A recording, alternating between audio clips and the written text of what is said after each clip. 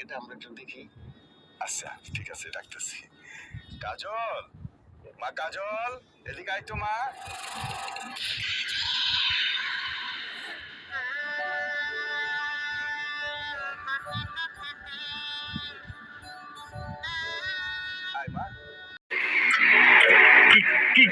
কি করবি আই? হবে আই, আমি যা বলতাছি একদম সত্যি কথা কইতাছি। খুব ছোটবেলায় আমার স্ত্রী মানে কাজলের মা মারা যায়। কাজলের মা মারা যাওয়ার পর কাজল দিন রাত মায়ের জন্য কান্নাকাটি করতো। একদিন গভীর রাত হঠাৎ ঘুম ভাঙা যায়। আমি দেখি আমার মাইয়া তার বিছানায় নাই। আমি তার এদিক সেদিক খোঁজা শুরু করি।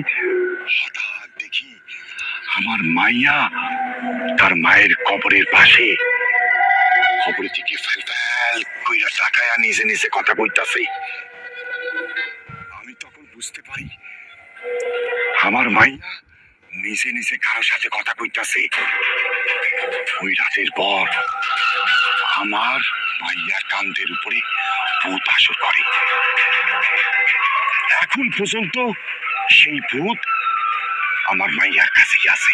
ওরে আল্লাহ রে, বাসর রাতে তাহলে সে যে গাছে উঠছে এটা আমি সত্যি দেখছি। তার মানে আমি একটা ভূতের সাথে সংসার করতেছি। ও বাবা গো, তার মানে ভূতে আমার মুখে গরম চাপাচ্ছে। মানে আমার গায়ের লোমটা হয়ে গেছে বয়। ইন্নালিল্লাহ, আল্লাহ তোমার দরবারে হাজার কোটি শুকরিয়া আল্লাহ। ওই ভূত আমারে পানিতে চুবানোর পর তুমি আমার এখনো বাঁচায় রাখছো আল্লাহ। তাইলে ঠিকই আছে, সেদিন রাতে আমার সব রক্ত দিশা খাইতে চাইছিল। আল্লাহ কাছে হাজার শুকর, আমি এত পয়সা আছি আল্লাহ। এরকম কেন? কি হয়েছে তোমার? আমার কিছু হয় না, আমার গলার আওয়াজ এমন, আমি এইভাবেই কথা বলবো। আমারে আব্বা ডাকা ছাড়বি, আমারে আব্বা ডাকা, আমারে মাথা তুলে আসার মারবি, পারলে আমারে তুই আব্বা ডাকা, আমার তুই তুমি জোরে মুখ। আমি ভূত, আমি জন্ডু। এখনই বউয়ের পক্ষ দিয়ে কথা কওয়া শুরু করছো? কথা কবি না তাহলে কিন্তু জানি মাইরা ফেলামু। রে এত বড় সাহস, তুমি সুপা চালাও? আমার সব ভালো হয় নাই না, এই সাতর আজকে খাওয়াবো। খুশির কথা শুনে আমিও খুশি হইতাম। আল্লাহ কাছে হাজার শুকর, আমি এত পয়সা আছি আল্লাহ। হে আল্লাহ, তার মানে আমরা ভূতের সাথে একই বাড়িতে বসবাস করতেছি। আল্লাহ, কি শুনলাম এটা? আমার তো মাথার কথা আছে আব্বা। আপনার মেয়ের সাথে যে ভূত আছে আপনি বলেন নাই কেন বিয়ের আগে? তুমি সবার জীবন বাঁচানোর জন্য। আমাকে বাঁচানোর জন্য মানে? তুমি যেদিন প্রথম আমার মাইয়ারে দেখার জন্য বাড়িতে আইছিলা, সেদিনে আমার মাইয়া তোমারে পছন্দ করে ফেলাইছিল। মনে মনে সিদ্ধান্ত নিছিল আমার মাইয়া তোমারই বিয়া করব। আর ঠিক সেই সময় আমার মাইয়ার ঘরে বসবাস করা ভূতটা আমার কানে কাছে আইসা কইছে, আমি যদি ভূতের কথা তুমগো সবাইরে কই, সেই ভূত তুমগো সবার ঘাড় মটকায়া তুমগো বাইরা ফেলাইব। শুধুমাত্র তুমগো বাঁচানোর জন্য আমি এই ভূতের কথা আর কইতে পারি নাই।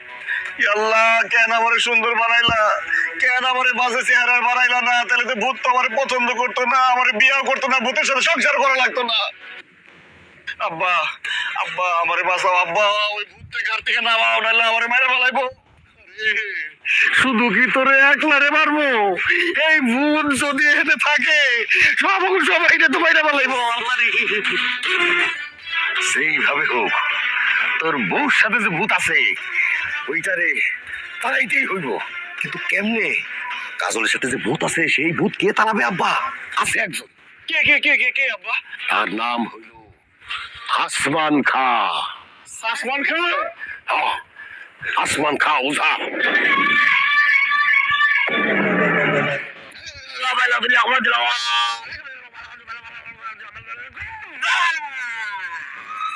কি বলেন এসব?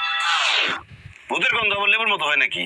আমি একটা লেমন পারফিউম ব্যবহার করছি, এই জন্য লেবুর গন্ধ পাইতেছেন। চুপ থাক, কেউ কথা বলবি না। এই ভূতের বাচ্চা ভূত, তোর নাম কি? বল তোর নাম কি? এটা কি আমার কোয়া লাগে রে? হ্যাঁ, তারা আমার আগের বউরে খুন করছে, আমার ভালোবাসা মানুষের খুন করছে স্যার। অ্যারেস্ট করেন, অ্যারেস্ট করেন স্যার। স্যার স্যার বিশ্বাস করেন, আমি কিচ্ছু করি নাই, আমার কোনো দোষ নাই স্যার, আমি কিছু করি নাই, আমি নিষ্পাপ। আব্বার মিথ্যা কথা কইও না। কালকে রাতে তুমি আর মা মিলা সব স্বীকার করছো, সব রেকর্ড আছে আমার কাছে। স্যার, আমার আব্বা আম্মার ধরে নিয়ে যান, যদি প্রয়োজন হয় আমার আব্বা আম্মার বিরুদ্ধে আমি নিজে সাক্ষী দেবো। আল্লাহ, তুই সন্তান হইয়া মা বাবার নামে সাক্ষী দিবি? আল্লাহ গো আল্লাহ, কত বড় ভুল করছি, কত বড় পাপ করছি। স্যার ভুল হয়ে গেছে, যা করছি টাকার লোভে করছি, মাফ করে দেন। দেখুন, আপনাদেরকে মাফ করবে নাকি শাস্তি দিবে সেটা সিদ্ধান্ত নেবে আদালত। এখন আপনারা আমাদের সাথে থানায় চলুন।